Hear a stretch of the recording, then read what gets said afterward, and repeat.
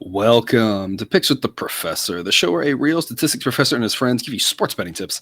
I'm your host, Professor Sides, and in this episode of Major League Baseball picks along the price to make for good bets using the predictive mathematical model that I've built, affectionately known as Sideline, for games scheduled to be played on Tuesday, July 25th, 2023. In case you're new here, check out the webpage on the banner. It's www.pickswiththeprofessor.com/new for some explanations and community rules. Remember, if you're interested in projections of picks for every single game, sign up on Dub Club. That link's in the show description. Costs under $1 per day. You'll get run lines, money lines, first fives, totals, all sorts of goodies, and of course, exclusive access to our Discord chat. We got people talking about all sorts of other sports, as well as, of course, the ones we cover here. Remember that sports are unpredictable, so the discussion on this show projects a typical game that does not try to forecast it to a T, as that'd be a foolish and impossible goal. There are no right sides or wrong sides, or rather prices where any side should be played. Whether using my model or someone else's, this sort of probabilistic thinking is key to growing your bankroll instead of draining it. There are ups and downs, but with this sort of thinking, those things balance in the long run, but are just hard to foresee before it happens.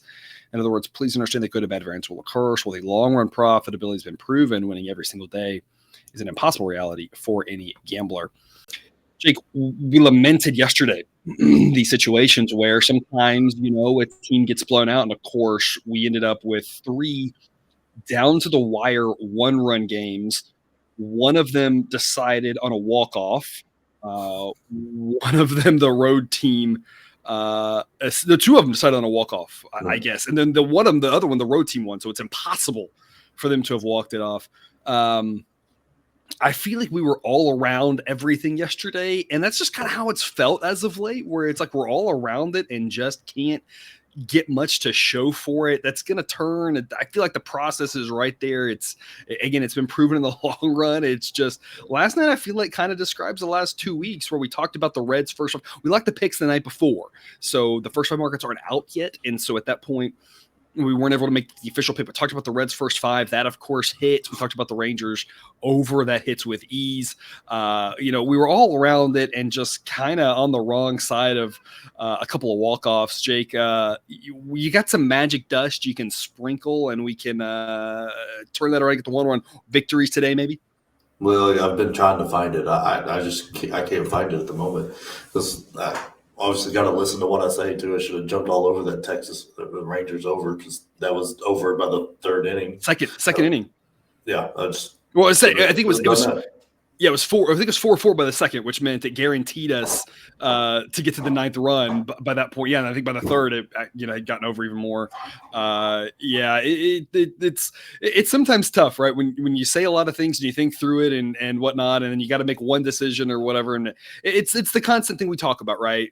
How much do you decide you're going to do more wagers in order to reduce that variance and avoid that outcome? The downside, of course, is that you're spreading yourself a little bit thin. You don't have your money quite as much on the good, on the top picks. We're talking about the stock portfolio, et cetera. It's a decision every bettor has to make. How many bets do you want to make? And it's tough. And we always talk about consistency. Mainly for your own sanity, right? It's kind of like, have your process. If you overreact to a night like last night and then decide you're going to change something up, if you zig and zag the wrong way, you will literally lose your mind. So at some point, it's just trying to find the process that works for you. Hopefully you viewer finding a process that works for you, Jake. Hopefully, you've got your own process to keep saying in times like this. I looked it up after the show, so I think I dropped in yesterday's comments. A-grade plays have been profitable 13 of the 17 weeks this MLB season. I think one of them was up like a 1/10 of a unit, so that really doesn't count. Really, it's like 12, 4, and 1. But last week was just brutal, and of course, starting off yesterday wasn't a lot of fun either. So totals have been doing well. The A-grade plays have been doing well. Despite this little hiccup, hopefully we'll get back on the right track here today. But before we get to today's game, some quick reminders. Please hit the like button if you're on YouTube. Also, if you aren't yet, please consider subscribing or following. It's free. And if you turn on notifications, you won't miss any of the MLB, college basketball, college football, or coming this fall NFL content this channel provides. You can see how I scale picks in the Google Sheet that has the season results, all sorts of team metrics, pitcher metrics, etc. That links in the show description. There's always a scaling in with the picks. Take what you like and leave the rest. Jake, we're going to return to the game that was good to us last night, 6:40 p.m. Eastern, Orioles at the Phillies. A slightly warm night. Another night, like we talked about yesterday, where we expect the weather to boost the number of runs. Yesterday, you didn't quite see that play out on the field with a lower scoring game, but the model says that the runs should increase by about 7% based on a slight breeze out to center field, a little bit less than yesterday, more in the 5-mile-an-hour range. Around 80 degrees, upper 70s for this one. Chance of rain a little bit stronger than yesterday, so we might see this one start late, might see a little bit of a delay, might miss completely. You never know, but definitely some rain in the forecast, so something to keep an eye on and be thinking about. I tend to try to, on Twitter, retweet good weather updates, especially before the game, especially for those of you playing DFS. So hit me up on Twitter again. That is on the show, the screen there. You can see the handle there. It's at Professor Sides. Pitchers Kyle Gibson and Taijuan Walker, two guys with ERAs in the 4s, two guys with underlying metrics, very similar for this season. Gibson projects to be the better pitcher based off historical data. But when you look at the ERAs, there's a difference of a little over half a run, but according to the model, it's actually flipped that Walker's been a little bit lucky, Gibson been a little bit unlucky, but somewhere around average for both of these pitchers. Obviously, the bullpen goes in the Orioles' favor. Bautista, given the night off last night, should be fresh to go tonight, which is obviously a huge deal for the Orioles. Model says this is a wrong team favored game, that the Orioles should be favored by the price of minus 125. Anything nearing plus odds is easy A-grade pick. This is the biggest edge on the board. It's not the A-plus play of the day, simply because I love two of them, and I gave you, Jake, I gave you the opportunity. I said, you pick one of them, and I'm going to put the other as the play of the day. You pick this one to talk about on game. The other one's the A-plus play of the day. Two massive edges. This is one of them. Plus odds on the Orioles. Jake, am I missing something here? I feel like I don't understand why we're getting such a great price on Baltimore. It doesn't make any sense to me. Yeah, I can't figure it out. I mean, the pitchers are I'll lean Kyle Gibson as the better pitcher, but they're kind of more or less a wash. I don't know. But then, I mean, the Orioles have been good all year. They just get disrespected, just like we talked about yesterday. They came through and won. And that was without Bautista. They had to throw him back into this bullpen mix, and that's really going to be tough if the Phillies don't jump on him early. And Walker's not the kind of guy to really shut him down. He's not been that kind of pitcher for a minute. And I mean, he's had some rough goes here against some the good offenses like the Rays put up 4 on him, Milwaukee put up 4. I mean, the Cubs and the Mets of his last 5 starts are the only ones that he really did well against, and those are offenses that absolutely terrify you. But I just like I said, I don't understand why the books hate the Orioles. I don't know if they're just like, hey, we like you all and want you to keep betting with us, so we're going to give you this one team all year. We're just not going to do the right lines on. That's the only logic I can come up. We've talked about the Orioles a lot, and they've been good to us going back to last year. Just a team that if you just blind back them every game, and I'm not saying you should do that, but I mean, it reminds me of we did it with the Mariners and the Guardians last year a little bit, where by this point of the season, it was becoming clear they just almost every night. And there were a couple of times I remember last year we faded those teams, but it was pretty rare that we did. For the most part, it was just constantly backing. The Orioles are in the same boat. It doesn't make any sense to me. At minimum, you should make this game like minus 105, and say kind of we don't really know, but I think the Orioles should be favored in this one. Plus odds makes no sense. Lock this in last night. Right now, the price is 10 cents worse than this. So again, saving dimes left and right over on Dub Club. If you're with us there, sign up links in the show description, get better prices on things before numbers move. But even at plus right now, I'm seeing plus 108. Still a fantastic investment. Still a huge edge on the Orioles that I absolutely love. Jake, my question for you on this game involves Taijuan Walker, and you kind of mentioned it. 2 of his last 3 starts kind of going the wrong direction against the Brewers and the Rays. But the starts before that, he had 5 starts in a row, and you were starting to wonder, was he putting it together? 5 starts in a row where he allowed a combined 3 runs. One of those outings, he went 8 innings. Walker's always been this kind of up and down guy. You being a fan of the Braves, you've seen a little bit of him in the NL East. I'm just curious your thoughts on him, where he has that stretch. He looks like he's putting it together. Last 3 starts a little bit worse. Is this just kind of what he is, or is there any hope of Taijuan Walker's always seemed to be a guy that people thought could put it together and thought could be a, number 2 to number 3 type pitcher. Is there any thought of maybe he's going to really put it together? Or at this point, is it just we've got to give up on that dream? He is what he is, and he's just an average pitcher who's going to have some good stretches and bad stretches. I'm curious your take on him. Yeah, I'm in the boat that he's just an average pitcher, but that has really good flashes and just teases people, and good for him because that's going to get him paid longer than he probably should be paid where he's at. But it's just I've never seen him hold that together. It wouldn't surprise me if he did because I mean to have those good flashes that means you have the talent. It means something. Yeah, something's there. Yeah. Yeah. So I don't know if it's a mental thing or what, like something crazy like that. But he's good, but I just don't think he'll ever be. I think the lows are always counter the highs, and he's just going to be a very, very average pitcher. And we're going to talk next about the White Sox. It kind of reminds me, I feel like, of every White Sox starter is that way, right? That high and low roller coaster. If you're a White Sox fan, that's going to make you, pull your hair out. There's definitely 2 types of average pitcher. There's the average run-of-the-mill guy who's just going to go out there every night, give you 6 innings, and probably give up, 1 to 3 runs and never have those flashes. But low ceiling, high floor, right? I mean, you have a guy like Walker who has always been a tantalizing prospect, some great stuff, some great stretches, but you always just something seems to get in the way. And obviously a lot of injuries. And I think that's why when you look at his age, most people would say why are you holding on to any, can he get this together? It's like, well, how many full healthy seasons has he had for this point of his age? Is not very many.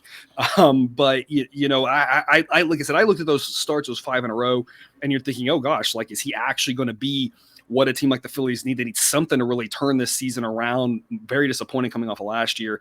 And of course, these last starts kind of scuffling a little bit. And like you mentioned, some of those were against weaker offenses. So part of it could be that too, a guy who's just going to more dominate weaker teams. This Orioles offense above average. They've been really good to us, plus odds on them.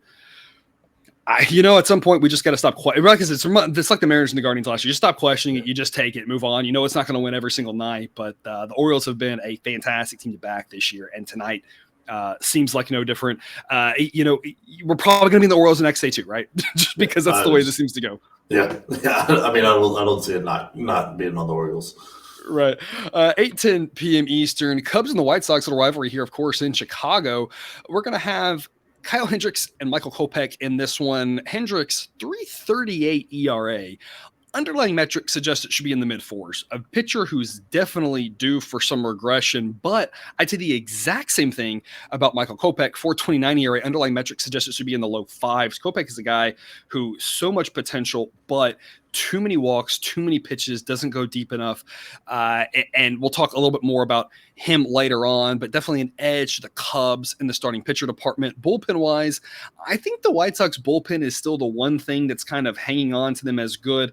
That's today. This is July 25th. By a week from now, I have to assume that bullpen should be gutted. They should be trying to move a bunch of those guys and get some prospects. This White Sox offense now well below average. Cubs offense still around average. Cubs are one of the handful of teams that have no idea if they're going to be buyers or sellers. It looked like probably sellers, and and now maybe they're playing a little bit better. And now there's talk of maybe extending Bellinger. Who the heck knows what they're going to do, especially in an NL Central that is just a disaster of a mess. Every time you turn around, none of those teams wants to get it together. Should be an average weather day in that park based off of the expected number of runs. A little warmer, but a slight breeze in. So it should kind of counteract itself. Jake, we're going to be on the Cubs here at minus 105, A-grade pick, current price right around this number. This is one of those fun things, yesterday when I ran the model, it reached that A-grade threshold. Now the A-grade threshold is minus 103, so technically now it would be a B+. We locked this in as an A last night. It's right around that threshold. We have to make cut points somewhere. But whether this is an A- or a B+ pick, again, the current B picks are like what the old A picks be. I just kind of split them into 2 tiers. So still a strong pick here on the Cubs. Around even money. Model says they win 54% of the time and that they should be priced at minus 119. Jake, tell us more. Yeah, I like the Cubs here, especially with this. I think this is a lot of value because I just don't think the White Sox are as motivated as normal. I think with the trade deadline, they know a lot of them are probably going to be moving soon. And like you said, Kovac has so many runners on base, just like free runners that he walks. And it's just that always comes back to bite you. doesn't matter because it's either you've thrown way too many extra pitches and can't go deep, or that solo home run is now a 2-run home run or something like that. And like Bellinger is really playing well at the moment, and I'm so happy to have him on my fantasy team. But I mean, but my luck, he's going to get shipped to the AL. So, but either way, like he's really he's helping the Cubs out a lot because if he gets traded and they don't extend him, he's going to bring back a lot with how he's playing. And I mean, I just think this Cubs team is good enough to beat this White Sox team because this White Sox team is just it's rough. The South Side of Chicago is not a fun place to be a fan of right now because they're not fun to watch. They seem to just lose in incredible ways over the last few years. It's just been painful to be a fan. Yeah, and of course, I think the smart decision would be for the Cubs to sell at this point, but you never know how it's going to play out. The Angels were kind of in the same boat, had a little hot streak playing the right teams at the right time, and now it's they're looking more like buyers and or at least hold, and the Cubs are kind of in the same boat now where it's like probably the smart decision is to sell, but with the NL Central kind of being such a mess as it is, it's one of those things where they're probably gonna wait until the very end, I think, to make that decision. If they end up rolling off 4 or 5 straight wins, making up a few games, and they're all of a sudden they're 4 or 5 back, come July 30th, it's a little bit of a different story than if they have a rough series here and they end up 10 back at that point. So definitely a lot of intrigue there, and of course the intrigue on the south side is just who's going to get traded and what they're going to get back. Because at this point they have to try to build for the future. We talked about those White Sox pitchers and how frustrating they've got to be to watch. That'll take us to our player prop of the day. Jake, we just somehow missed the under and Bielak strikeouts last night. I don't really know how. Everything went like we were hoping. He gave up a lot of runs. He didn't make it through 5 innings. And a guy who averages under 7 strikeouts per 9 somehow ended up with 5 Ks in 4 2/3. That's just gambling. And sometimes that happens, right? Where it's like everything plays out just like you're hoping. We have a similar play today with Michael Kopech under 5.5 strikeouts. This is a situation where we're backing this under. Of course, first off, to point out the price there, -102. Obviously love those odds. He had a nice little stretch here, 4 games in a row where he got 9 or 10 strikeouts. But other than that, he's been around this 4 or 5 number for the most part. And the biggest thing I want to highlight, it's the same thing we highlighted yesterday with Bielak, is the innings pitched, is that he's been walking too many people. That 2/10 of an inning start, or 2/3 of an inning start, was against your Braves, and that had nothing to do with injury. That was just he got shelled, and part of it was exactly what you said: free passes. Then he gives up a home run, and that game the home run happened to be a grand slam, and just got demolished. We tried his under in strikeouts against the Mets last week, missed it by 1. The books have upped this number. The Cubs can strike out a little bit, absolutely, but this is simply a smart pick, in my opinion, at this price, based off of you see the number of times he's made it between 4 and 5 innings. That gives us a really good chance for him to land right at 5 strikeouts and stay under this number. Obviously, a chance he can get to 6 if he goes 5 because he is a high strikeout guy.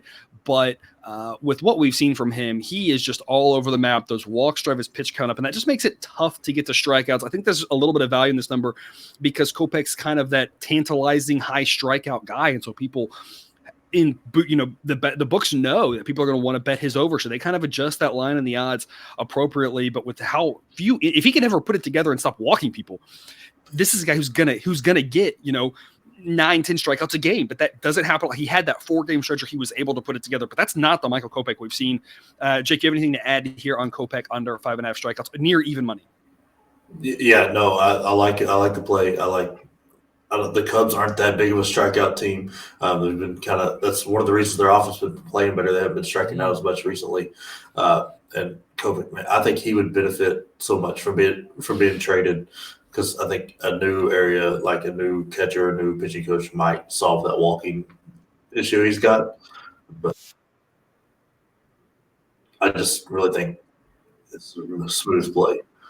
Yeah, and the cut, like you talked about, they overall in the season, a little bit on the higher end strikeouts.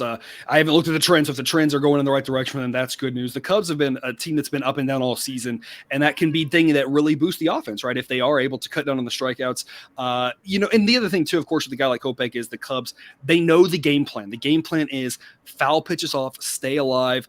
he will walk you if you can, anything near the zone, just foul it off. He will eventually walk you. Even if you strike out, do it on 10 pitches, drive his pitch count up, get him out after 4. The White Sox bullpen's solid, but game 1 of a series, your game plan as a team on a guy like this is get him out as fast as you can, get that bullpen working, and give yourself the advantage for not only that game, but the next couple of games of the series. And so the game plan has to be advantageous for us here. And of course, everyone knows against Kopech, and that's why for the most part, he hasn't been going over a strikeout total, except for that small stretch, because people know how to attack him and how to keep him from going deep, which prevents him from getting strikeouts.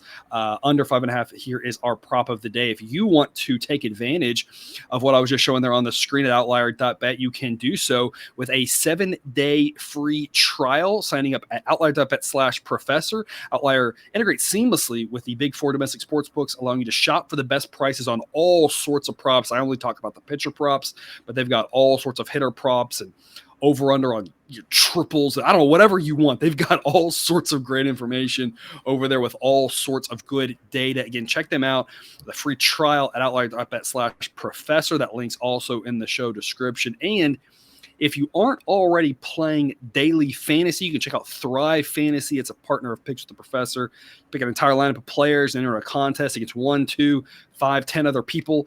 If you want to enter against more people, bigger payout, or just pick a couple props. And if they win, you win. New users that use the promo code SIDES or the sign up link in the show description get a 100% instant first deposit match, $250. So sign up today if you haven't yet. Jake, it's going to take us to our last game of the day here, a late one, Blue Jays at the Dodgers. And personally, I think there is so much to talk about this one. I feel like we're going to talk about this game for 10 minutes. There's just so many great points to dive into. A Dodgers team that we have not talked a lot about. The model's been mostly in line with the sports books and mostly just been saying the prices are pretty well on average. For the last about month or so, there's only been a couple of spots we've been playing or fading the Dodgers, one of the teams that we've been mostly off of. A Dodgers team that I think personally, we're talking about this a little bit before show. I don't know what your take is on this, but it seems like the narrative around them was how they struggled out of the gate, weren't leading the division at whatever date you want to pick for the first time since, the Truman administration or whatever it is, right? And all of a sudden, I looked up at the standings yesterday, and they're 6 games out and for 5 games out in front, and that record's pretty shiny. All of a sudden, this team is just kind of slowly, kind of, in my opinion, quietly, just kind of trucking along despite all of the starting pitching injuries that they've had. It'll be a warm night tonight in LA, a little bit warmer than usual, starting off at mid-80s. We're getting in late July into August. You'll sometimes see some hotter days out in Los Angeles. Wind will be blowing out like it usually does. Slight boost to the runs. The real reason that you should expect runs in this game, though, is the fact that both of these offenses are above average and both of these pitchers are decent, but not quite up to par with the opposing offenses. Chris Bassett, 3.92 ERA. That's been rising as the season's gone along. Underlying metrics suggest it should be in the low 4. So it's mostly gotten to where you think it should be, but definitely trending right towards league average, which probably spells doom facing this Dodgers offense. Julio Urias, a guy just like Tony Gonsolin, I've talked for a long time now, massively overrated, not nearly as good as his ERA, not nearly as good as his win-loss record, and you're seeing it this year, 75 innings pitched and a 5.02 ERA. Now, I do think he's been a little bit unlucky this year, as opposed to years past where he's been very lucky, having some incredible results, but when you looked under the hood, you knew it couldn't last. Sure enough, it hasn't lasted into this year. Some of it's injury, but the underlying metrics still suggest his ERA should be in the low 4, so probably not as bad as that ERA has looked this year, but never as good as people might have thought he was. A good pitcher, not a great pitcher, and still against a very above average Blue Jays offense that's still a little bit right-handed heavy, so should be able to take advantage of that. Expecting a lot of runs tonight, but the Dodgers at minus 147 just eke into a C grade pick. And Jake, I kind of like taking the Dodgers even at a C grade.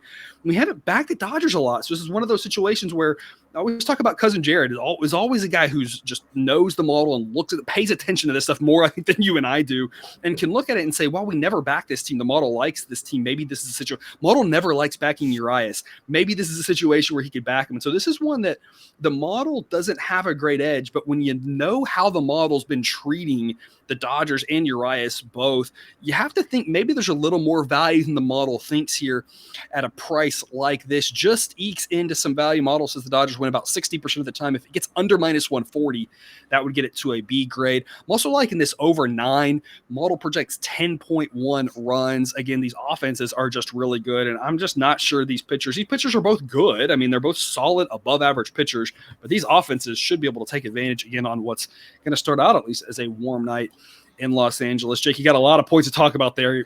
The world is your oyster as to where you want to go with this one. Like I just think the Dodgers offense is just so loaded, and it's got to be terrifying that those first the top 6, those first 2 innings, or 2 out of every 3 innings is going to be miserable. And if the lineup flips over, it's very, very mean.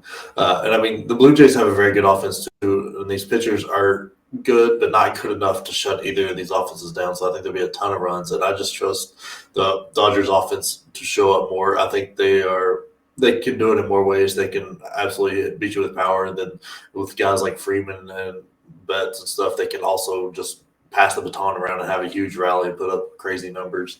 I just think this Dodgers team has done incredibly well despite all their pitching woes between injuries or guys not being as good as they thought. Like the Noah Syndergaard experiment, I know he's hurt right now, but I think he's done. I don't know. He's not done well in the rehab starts from what I've read, and it's just I don't know how it stinks that this team might not get it together to be good and put a good playoff run in, because pitching really helps in the playoffs. So it's just, but I think they're good enough to beat this Blue Jays team. Dodgers second in baseball in runs scored this season, and that's not a fluke. When you look at this offense, they grade out almost 2 standard deviations above average according to Sideline. We've known their offense is good. Jake, what surprises me most about this offense is they've had a couple of injuries to the offense, not nearly what to the starting pitchers, of course, but night in and night out, it seems like the bottom 3 of this Dodgers lineup, depending on who's out and who's tweaked, sometimes the bottom 4, sometimes even the bottom 5 on the right day, doesn't feel that strong, and yet they keep scoring. I don't know if those guys are maybe just performing a little bit better than I expect. We were talking about a little bit before show that the scary thing if you're facing them is that bottom of the lineup not very good, but when a couple guys on that bottom lineup accidentally get on in the same inning, you're like, oh my gosh, this is going to be a 5 spot right here when you roll it around to Mookie and Freeman with guys on base. They just keep doing, and like I said, it doesn't seem, they seem like the Padres.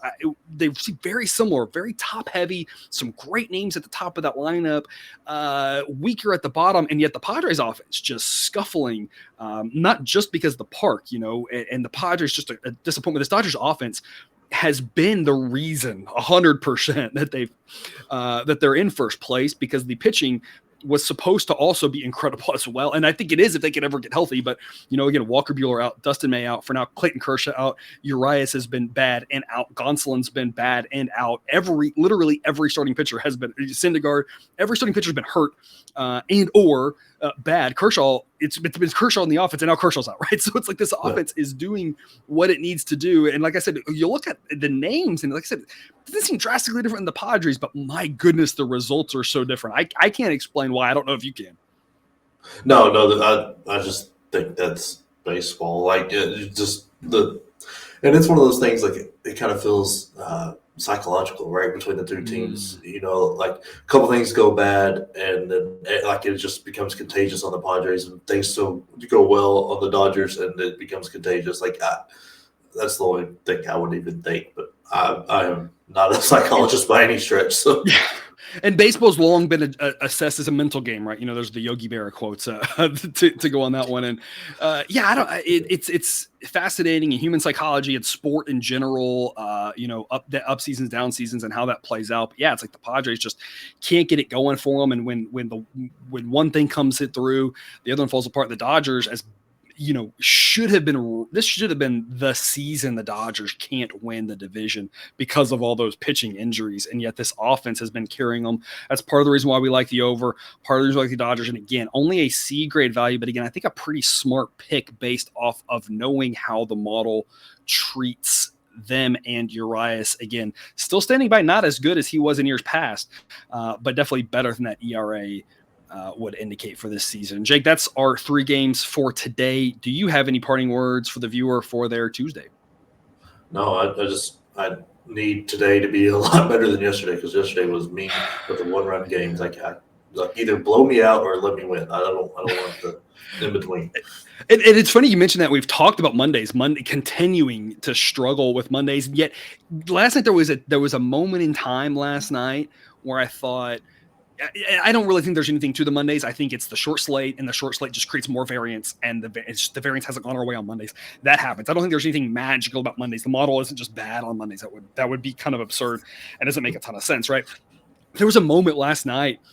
Reds were up 2-1. Rangers were up 9-6, and the Orioles were either up or tied. And I was like, we're gonna have a good Monday, and then apparently my thought did it. I should not have thought that. That's on me, everyone. Next Monday, if things go well, I will not have that thought. I'll probably just turn off the TV and probably just be like, I can't even watch this. Go do something else because I feel like it was on me that it was going well, and then I got optimistic, and then got 1-run game to death. We talk about the ups and downs. It doesn't make it, like I always say, though, it doesn't make it any easier to stomach. The ups are so much more fun for sure. The good regression's coming. Again, if you're still with us here, if you're still watching at the 30-minute mark, like I said, just remember the A grade plays. 13 out of 17 weeks total still been profitable. I don't know the number on that one exactly, but I think the ROI on the totals is better than the ROI on the A grade sides. So things are still going well overall in the season. Just a rough little stretch here. We'll bounce back out of it hopefully today, but you just never know. There's ups and downs in gambling. It's the way it goes. Jake, it was good to see you again. We'll trade you out for Cousin Jared tomorrow, and then we'll see you again. Nice upgrade. I mean, for some an upgrade, for some a downgrade. Depends especially on what metric you're using. Are you using the beard metric? I mean, I think you've definitely got him beat on that one. And especially in the background as well. Your background with the pennants is really nice. So, I mean, a lot of metrics, I think you've got him edged out. We'll have to do a tail of the tape between you and Cousin Jared one day.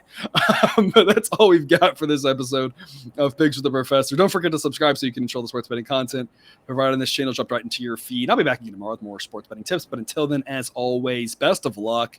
And remember, you can eat your betting money, but please don't bet your eating money.